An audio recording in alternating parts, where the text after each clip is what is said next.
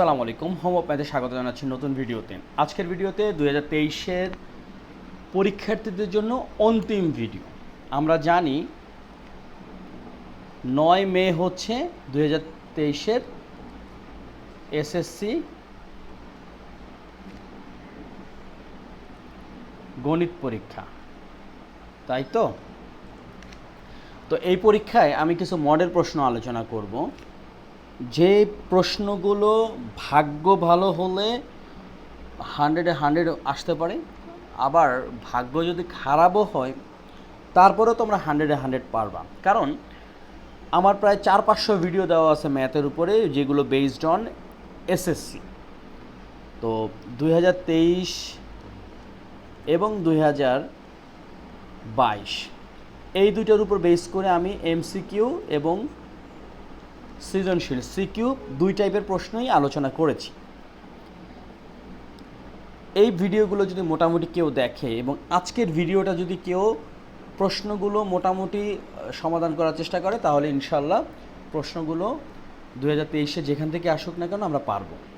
তো আজকে প্রশ্নগুলো একটা ধাপ, সেটা কি? একটা হচ্ছে বীজগণিত, একটা হচ্ছে বীজগণিত। বীজগণিতের মধ্যে কি থাকে আমরা জানি সবাই,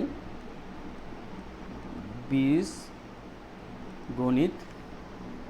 যার মধ্যে থাকবে হচ্ছে সেট ও ফাংশন,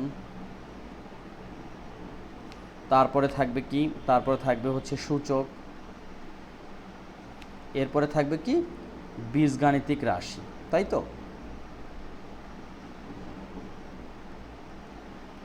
রাশি। আবার লক্ষ্য করো, আমরা আলোচনা করব হচ্ছে ত্রিকোণমিতি,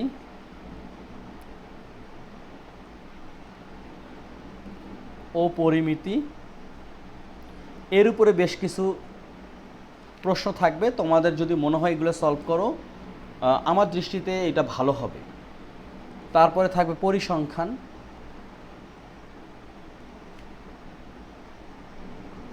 এবং ফাইনালি থাকবে হচ্ছে সসীম ধারা। তো চলো আমরা ধাপে ধাপে প্রশ্নগুলো দেখি। এই প্রশ্নগুলো মডেল প্রশ্নগুলো এই ধরনের প্রশ্নই পরীক্ষার হলে আসবে, পরীক্ষার সময় আসবে। দেখো, এখানে ক বিভাগে আছে বীজগণিত। এই বীজগণিতের ভিতরে আমরা এখানে দেখতে পাচ্ছি 1 নম্বর প্রশ্ন হচ্ছে সেট ফাংশন, তারপরে আবার 2 নম্বর প্রশ্নটা দেখতেছি এটাও সেট ফাংশন, এবং 3 নম্বরে দেখতেছি এখানে যে বীজগণিত আছে। খেয়াল করে দেখো, এখানে কিন্তু সূচক থেকে আসে না। আবার আর এক ধরনের প্রশ্ন দেখো, তোমরা কিন্তু এই অবস্থায় একটা স্ক্রিনশট নিতে পারো। খেয়াল করো, এখান থেকে তোমরা একটা স্ক্রিনশট নিতে পারো। স্ক্রিনশটটা নিলে হবে কি, তাহলে তোমাদের প্র্যাকটিস করতে ভালো হবে। তোমরা স্ক্রিনশটটা, আমি আস্তে আস্তে একটু নিচে নামাচ্ছি। আজকে কোনো অঙ্ক নিয়ে আলোচনা করব না, আজকে শুধু প্রশ্নের ধরন নিয়ে কথা বলবো। একটু আস্তে আস্তে আমি নামাচ্ছি। দেখো, আমি অনেকগুলো প্রশ্ন কালেক্ট করছি এবং তোমাদের জন্য দিলাম। তো এখানে দেখো, ক বিভাগে বীজগণিত, আমরা প্রশ্ন এখানে কয়টা থাকবে আমি একটু বলি। এটা হচ্ছে ধরো 1 নাম্বার, আমি একটু মার্ক করে দিই তাহলে সুবিধা হবে। এটা হচ্ছে 1 নাম্বার, এইটা হচ্ছে 2 নাম্বার, এটা হচ্ছে 3 নাম্বার, এরপরে এটা হচ্ছে 4 নাম্বার, এটা হচ্ছে 5 নাম্বার, এটা হচ্ছে 6 নাম্বার। দেখো, এখানে 2টা সেট প্রশ্ন দেওয়া আছে বীজগণিতের উপরে। এখানে আছে 6টা প্রশ্ন। অবশ্যই তোমরা এই 6টা প্রশ্ন, তোমাদের যদি ইংরেজি পরীক্ষাটা শেষ হবে, তোমরা 7 তারিখে পরীক্ষা দিয়ে আসার পরেই করবা কি, একদম আমার এই ভিডিওটার প্রশ্নগুলো দেখে একদিনের মধ্যে তোমরা চেষ্টা করবে সবগুলো অঙ্ক করতে। এখানে আছে বীজগণিতের 6টা প্রশ্ন। আমি দেখো, এটা হচ্ছে 7 নাম্বার, এই 7 নাম্বারটা আবার কিসের উপরে? সেটের উপরে। এই যে 8 নাম্বার, দেখো এটা কিন্তু আবার একটা সসীম ধারা। ওকে, বীজগণিতের মধ্যে কিন্তু সসীম ধারা দিয়ে দিছিল। এরপরে এটা হচ্ছে 9 নাম্বার। দেখো আরেকটা বীজগণিত, এটা হচ্ছে 10 নাম্বার, এটা হচ্ছে 11, তারপরে এটা হচ্ছে 12। এই 12টা প্রশ্ন বীজগণিত থেকে আমি তোমাদের জন্য সাজেস্ট করলাম, তোমরা চেষ্টা করবা। খেয়াল করো, এখানে কিন্তু আবার সসীম ধারা দিয়ে দিছে। তো এরকম আমাদের লক্ষ্য রাখতে হবে যে পরীক্ষায় কিন্তু লেজ লেগিয়ে দিতে পারে, যে 2-এ দেখা গেছে 2টা মিলে হতে পারে বা একটা মিলে হতে পারে। তো তোমাদের এই বিষয়ে সচেতন থাকতে হবে। আচ্ছা, এরপরে আমরা দেখো ত্রিকোণমিতির উপর একটু দেখি। ত্রিকোণমিতি আবার এখান থেকে শুরু হয়েছে, আমি বীজগণিত দিয়েছি 12টা, ত্রিকোণমিতি এখান থেকে এটাকে শুরু করলাম 13 নাম্বার প্রশ্ন। তারপর তোমরা কিন্তু দেখো এটা কিন্তু আবার পরিমিতি, দেখো একটি সমবাহু ত্রিভুজের প্রত্যেকটি বাহু 4 মিটার বাড়লে ক্ষেত্রফল 7√3 বর্গমিটার বেড়ে যায়, এটা আবার কিন্তু পরিমিতি। এটা হলো গিয়ে 14 নাম্বার, তোমরা কিন্তু স্ক্রিনশট দেবে এবং অঙ্কগুলো প্র্যাকটিস করবা। এটা হচ্ছে 15 নাম্বার।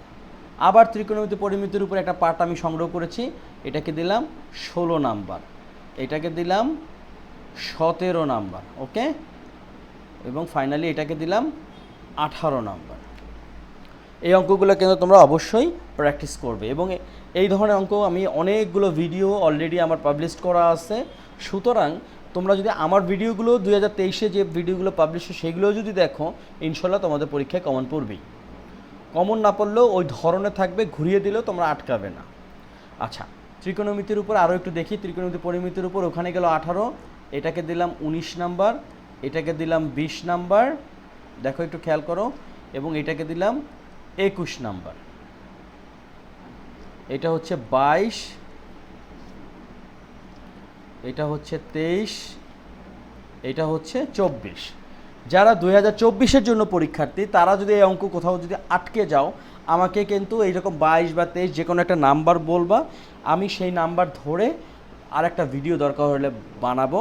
বাট 2023-এর পরীক্ষার্থীদের জন্য আর ভিডিও বানানো সম্ভব না, কারণ পরীক্ষার একদম কাছাকাছি অবস্থায় আমরা আছি। তো বীজগণিতের উপরে দিলাম 12টা প্রশ্ন, ত্রিকোণমিতি পরিমিতির উপরে দিলাম আরও 12টা প্রশ্ন, এইগুলো 24টা প্রশ্ন। এখন আমরা একটু পরিসংখ্যানে দেখি।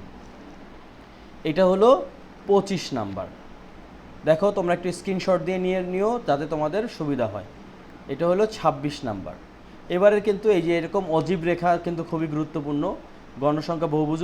আমার মনে হয় তোমরা 3টাই শিখা রাখবা, যেটাই আসুক তোমরা পারবাই। তারপরে এটা হলো 27 নাম্বার, এটা হলো 28 নাম্বার। তোমরা একটা স্ক্রিনশট দিয়ে রাখো, এই ব্যবস্থা একটা স্ক্রিনশট নাও, এইভাবে আর একটা স্ক্রিনশট নাও, তাহলে একসাথে 2টা করে প্রশ্ন তোমরা আলাদা আলাদাভাবে পারবে। স্ক্রিনশটগুলো নিবে, তারপরে খাতার উপরে নিজে নিজে সুন্দর করে করা আরম্ভ করবে, কারণ যাদের পরীক্ষা আগামী পরশু দিন বা তারপরের দিন তাদের আর নতুন কিছু শেখানোর নাই, এখন শুধু প্র্যাকটিস। আচ্ছা, ওইটা কত নাম্বার গেল? ওইখানে আমরা করলাম 28 পর্যন্ত। এবার হচ্ছে এটা 29 নাম্বার, এটা হলো 29 নাম্বার। এখানে একটা স্ক্রিনশট দিয়ে নাও, 29, 30 মিলে একটা স্ক্রিনশট দাও। আবার এই 31, এটা হলো 31 নাম্বার, এটা হলো 32 নাম্বার, এখানেও একটা স্ক্রিনশট দিয়ে নিতে পারো।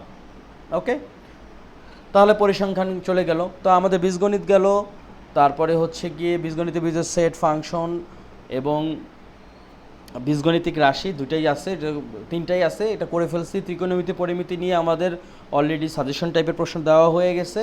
পরিসংখ্যান এইমাত্র দিলাম। এখন আমরা যেটা আলোচনা করব সেটা হচ্ছে সসীম ধারা নিয়ে।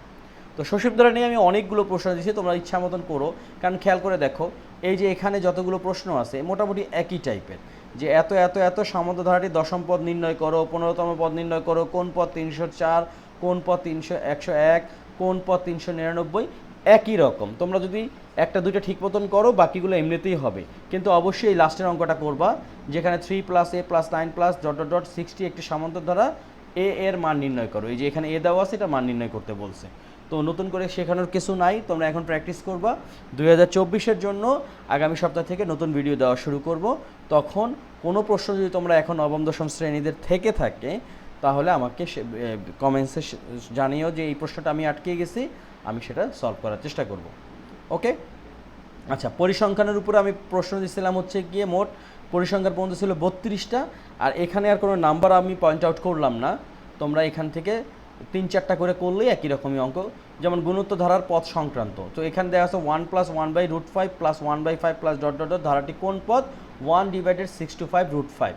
তো দেখো এইটা একটু পারলে এই পরেরটাও কিন্তু পারবা, একই ধরনের প্রশ্ন, একই ধরনের প্রশ্ন।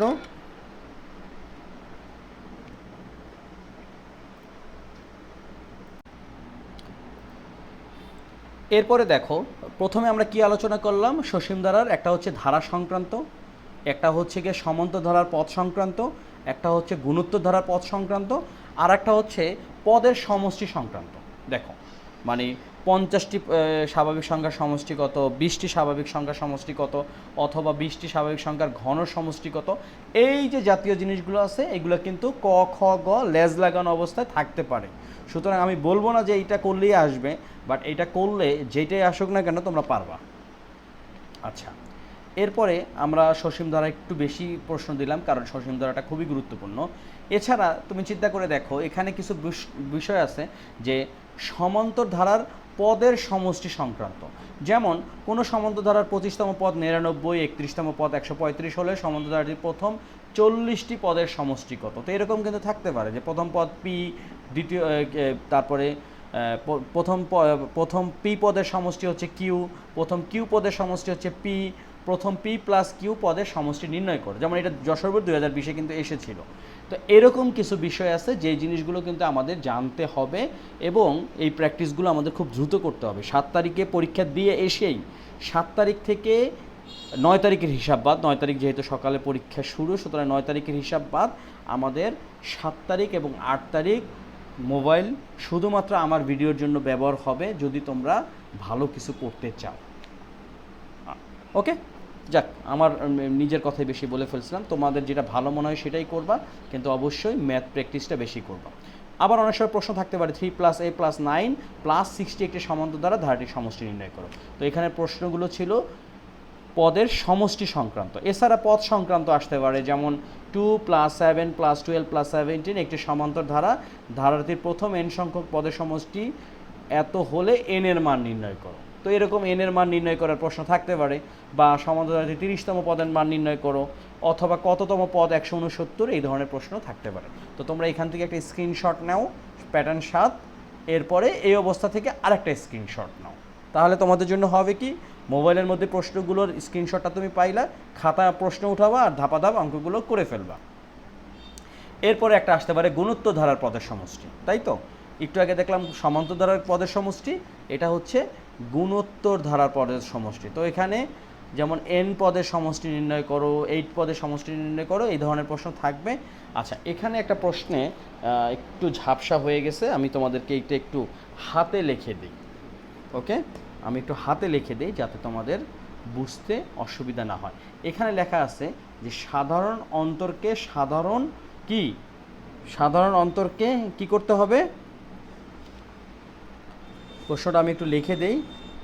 সাধারণ অন্তরকে সাধারণ অনুপাত ধরে, এটা আমি একটু লিখে দিই এইভাবে, যে এটা হচ্ছে এই জায়গাটাতে কি হবে, এই জায়গাটাতে হবে অনুপাত, তারপরে কি অনুপাত ধরে, তারপরে কি, তারপরে হচ্ছে একটি গুণোত্তর ধারা, একটি গুণোত্তর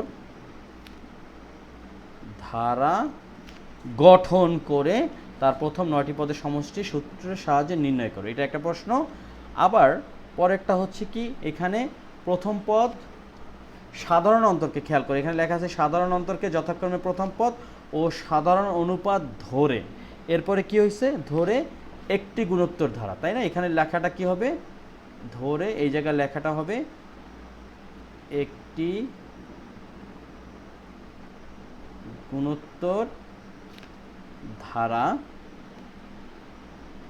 ধরে, একটি গুণোত্তর ধারা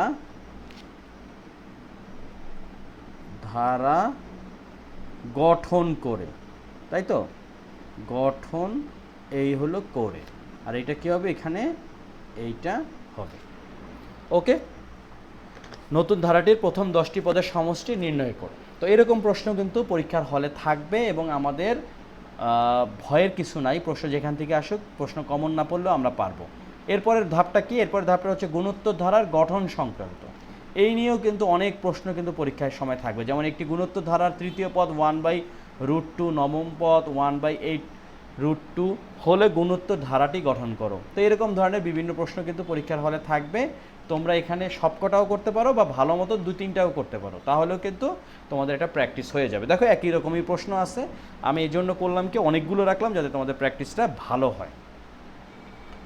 এরপরে দেখো গুণোত্তর ধারার মান নির্ণয় করার ক্ষেত্রে, যেমন অনেক সময় থাকে 7 + 7 plus P plus Q plus S plus 16802 plus একটি গুণোত্তর ধারা, তাহলে পি কিউ এস এর মান নির্ণয় করো। তো পরীক্ষার হলে পি কিউ এস থাকতে পারে, এক্স ওয়াই জেড থাকতে পারে, তারপরে এবিসি থাকতে পারে, যে কোনো কিছুই থাকতে পারে, বা এম এন পি এরকমও থাকতে পারে। তো আমাদের এখানে অনেকগুলো দেওয়া আছে, তোমাদের উদ্দেশ্য হবে হচ্ছে গিয়ে 3-4টা করতে পারো, সবগুলোই করতে পারো, তোমাদের পরীক্ষার প্রস্তুতিতে যেন সমস্যা না হয় সেইভাবেই চিন্তা করে তোমরা কিন্তু এখান থেকে প্রশ্নগুলো সমাধান করার চেষ্টা করবা।